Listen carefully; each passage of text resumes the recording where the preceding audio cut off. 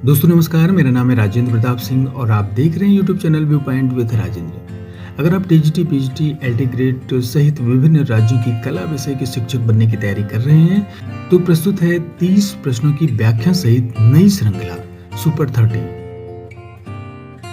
और उम्मीद है कि आपकी कला विषय की तैयारी को आसान बनाएगी यह श्रृंखला। अगर आप चैनल पर नए हैं तो चैनल को सब्सक्राइब जरूर कर लीजिएगा ताकि आपको कला विषय से संबंधित नए वीडियो लगातार मिलते रहें। तो फिर चलिए प्रश्नों को शुरू करते हैं। छऊ नृत्य रंगमंच किस क्षेत्र का है? तो इसका उत्तर है ऑप्शन ए झारखंड, उड़ीसा और पश्चिम बंगाल। छऊ नृत्य पूर्वी भारत के राज्य झारखंड, पश्चिम बंगाल और उड़ीसा का एक प्रसिद्ध अर्धशास्त्रीय और प्रभाव आधारित नृत्य है जो मार्शल कला, लोक, धार्मिक और पौराणिक कथाओं को शामिल करता है। यह तीव्र गति, युद्ध शैली के शारीरिक कौशल और जीवंत मुखौटे के लिए जाना जाता है जो मुख्य रूप से चैत्र पर्व के दौरान पुरुषों के द्वारा किया जाता है। इस नृत्य को 2010 में यूनेस्को की अमूर्त सांस्कृतिक विरासत की सूची में शामिल किया गया है। उत्तर प्रदेश का प्रसिद्ध लोक रंगमंच कौन सा है?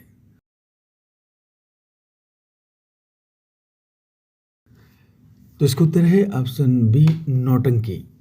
नौटंकी उत्तर प्रदेश, खासकर प्रयागराज, कानपुर, लखनऊ, हाथरस और राजस्थान में भी ये लोक रंगमंच प्रचलित है। यह 19वीं शताब्दी में विकसित हुआ और इसमें गायन, नृत्य, संवाद और संगीत का मिश्रण होता है। इसमें लोक कथाओं पर और पौराणिक कथाओं पर, ऐतिहासिक घटनाओं पर नाट्य प्रस्तुति की जाती है। महिलाएं भी इसमें भाग लेती हैं। यह लोक संस्कृति को जीवंत रखता है और स्वतंत्रता आंदोलन में भी इसका व्यापक इस्तेमाल हुआ। अगला प्रश्न है, वारली चित्रकला किस जनजाति और राज्य की है? तो इसका उत्तर है ऑप्शन बी वारली महाराष्ट्र की है।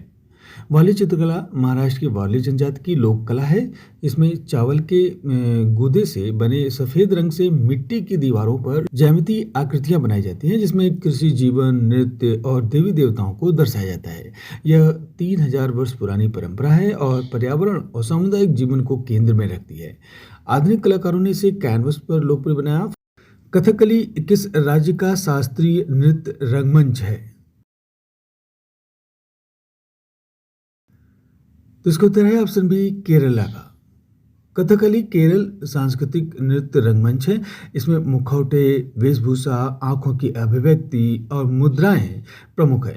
रामायण, महाभारत की कथाएं नृत्य नाटिका के माध्यम से प्रस्तुत की जाती हैं। यह पुरुषों के द्वारा किया जाता है। वर्ष 2008 में यूनेस्को के द्वारा कथकली को अमूर्त सांस्कृतिक विरासत की सूची में शामिल किया गया। यक्षगान किस राज्य का लोक शास्त्रीय रंगमंच है?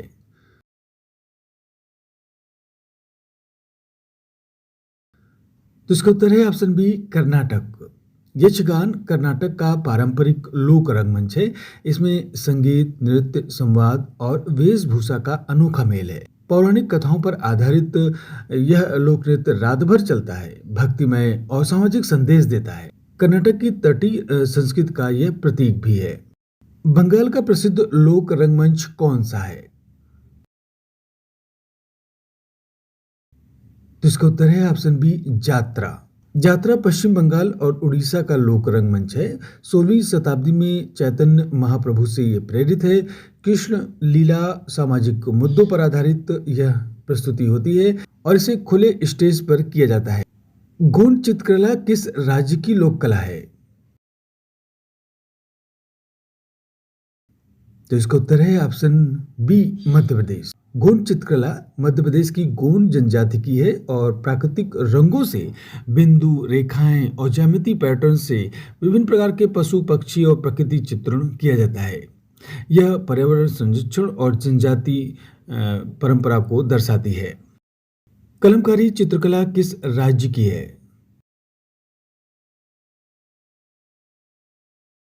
तो ये है ऑप्शन बी आंध्र प्रदेश और तेलंगाना। कलमकारी कला आंध्र प्रदेश की लोक चित्रकला है जिसे कपड़े पर बांस की कलम और प्राकृतिक रंगों से रामायण महाभारत की कथाओं को चित्रित किया जाता है। मंदिरों और घरों में सजावट में भी उपयोग किया जाता है।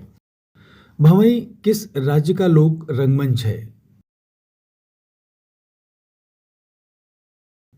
तो इसका उत्तर है ऑप्शन ए राजस्थान और गुजरात में। भंवई मुख्य रूप से राजस्थान के मेवाड़ क्षेत्र का एक पारंपरिक लोक नृत्य है। इसे स्टंट नृत्य या मटका नृत्य भी कहा जाता है, जिसमें महिलाएं सिर पर कई मटका रखकर तलवार या कांच के तल पर संतुलन बनाकर नृत्य करती हैं।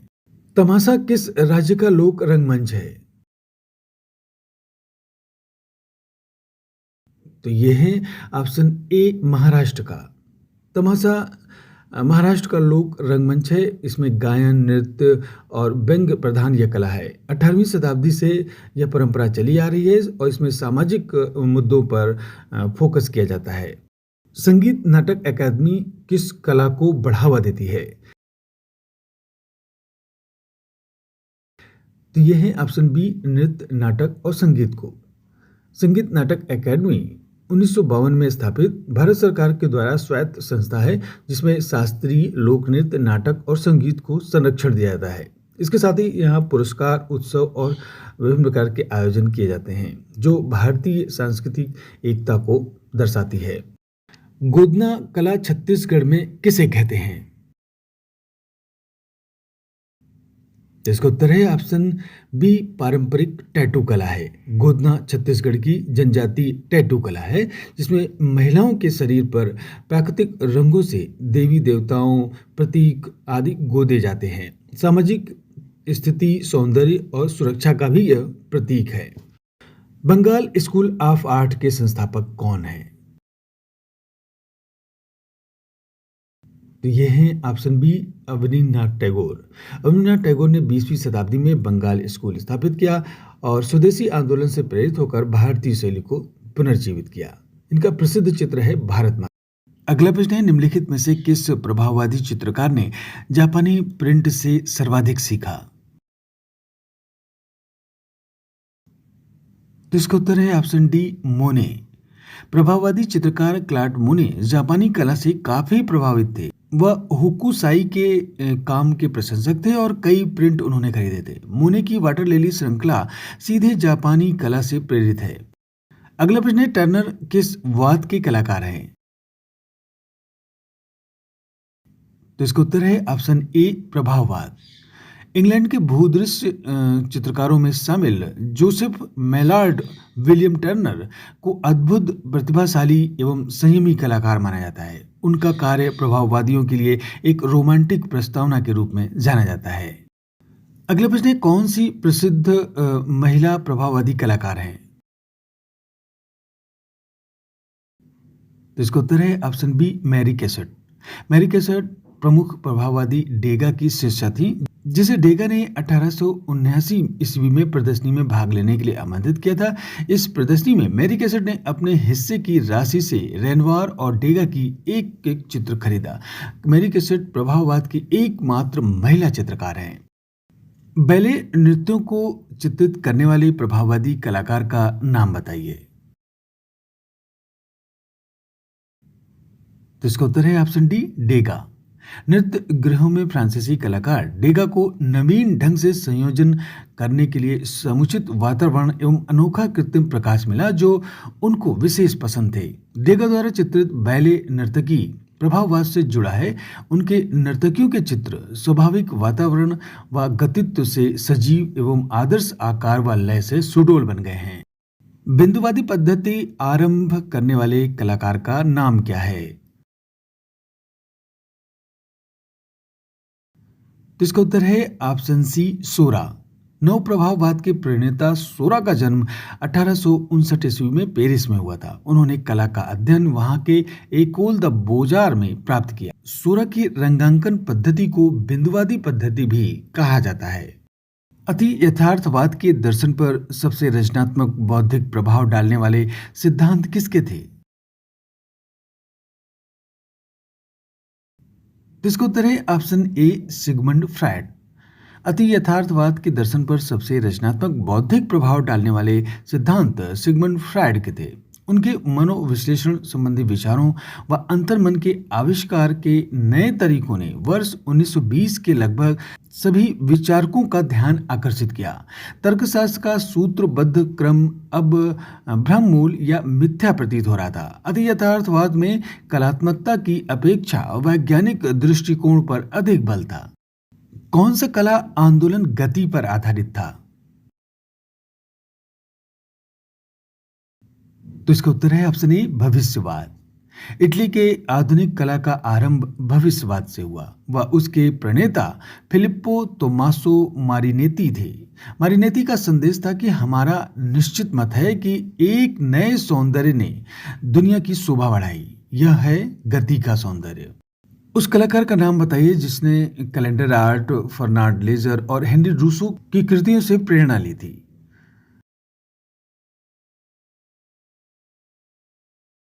तो वे थे ऑप्शन डी, भूपेन खक्कर।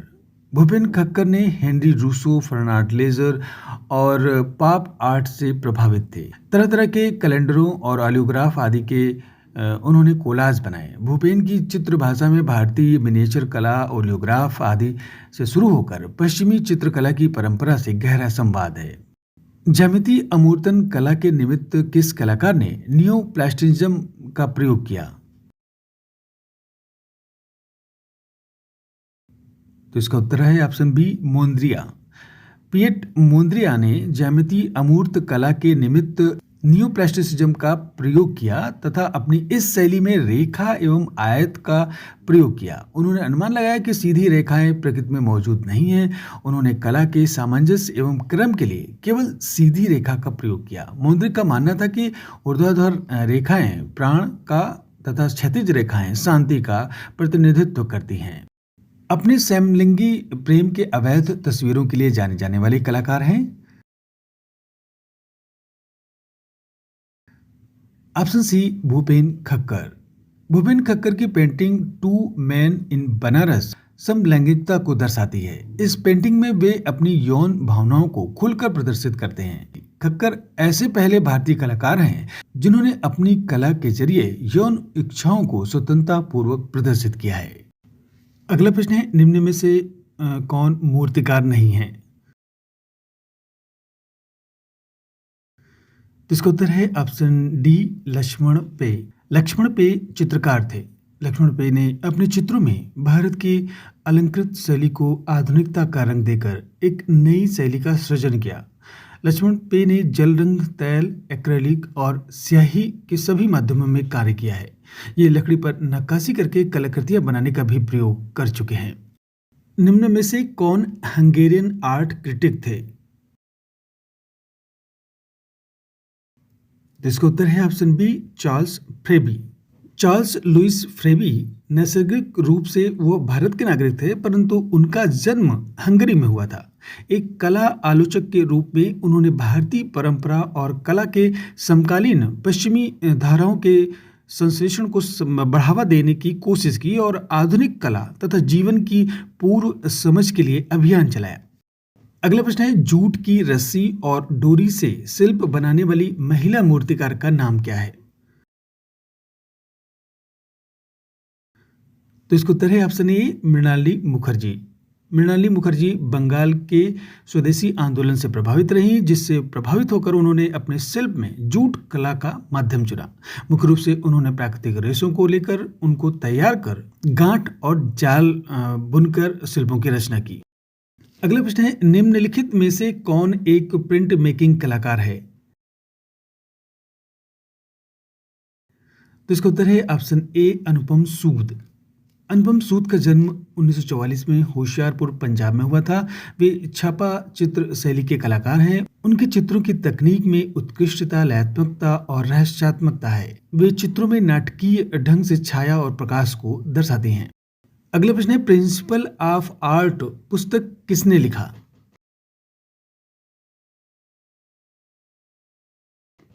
तो इसका उत्तर है ऑप्शन बी, प्रोफेसर कॉलिंगवुड।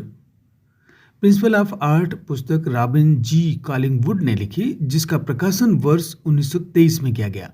उन्होंने इस पुस्तक में कला के बारे में विस्तार से चर्चा की है। अगला प्रश्न है 1839 में the principle of harmony and contrast of colour पुस्तक किसने प्रकाशित की थी? तो इसका उत्तर है option C, M E schedule.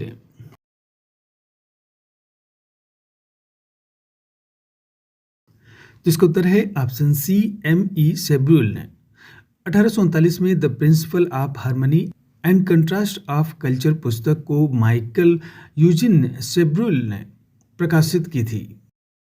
अगला प्रश्न है ऑन मोनार्की ग्रंथ किसका है? तो इसका उत्तर है ऑप्शन ए, दांते। ऑन मोनार्की ग्रंथ को दांते के द्वारा लिखा गया, जिसमें वह कन्वियो के राजनीतिक तर्कों का विस्तार से विवेचन करते हैं। अगला और अंतिम प्रश्न है कि आइडियल्स ऑफ इंडियन आर्ट के लेखक कौन है?